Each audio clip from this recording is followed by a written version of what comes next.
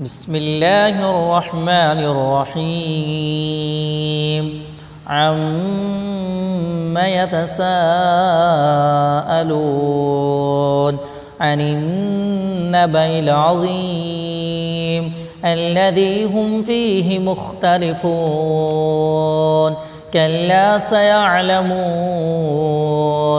ثم كلا سيعلمون ألم نجعل الأرض مهادا والجبال أوتادا وخلقناكم أزواجا وجعلنا نومكم سباتا وجعلنا الليل لباسا وجعلنا النهار معاشا وبنينا فوقكم سبعا شدادا وجعلنا سراجا وهاجا وأنزلنا من المعصرات ماء ثجاجا لنخرج به حبا ونباتا وجنات ألفافا إن يوم الفصل كان ميقاتا يوم ينفخ في الصور فتأتون أفواجا وفتحت السماء فكانت أبوابا وسجرت الجبال فكانت سرابا إن جهنم كانت مرصادا للطاغين مآبا لابثين فيها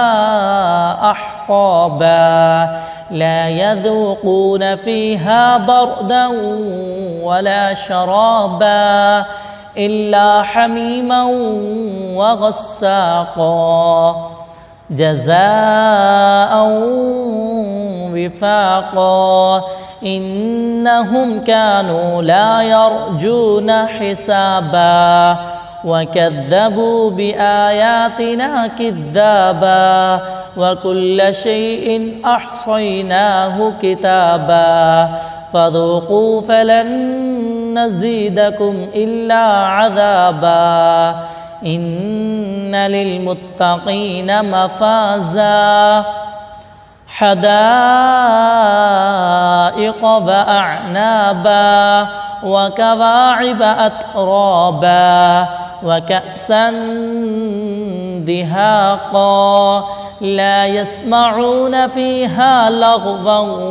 ولا كذابا جزاء من ربك عطاء حسابا رب السماوات والأرض وما بينهما الرحمن لا يملكون منه خطابا يوم يقوم الروح والملائكة صفا لا يتكلمون إلا من أذن له الرحمن وقال صوابا ذلك اليوم الحق فمن شاء اتخذ إلى ربه مآبا إنا أنذرناكم عذابا قريبا يوم ينظر المرء ما قدمت يداه ويقول الكافر يا ليتني كنت ترابا.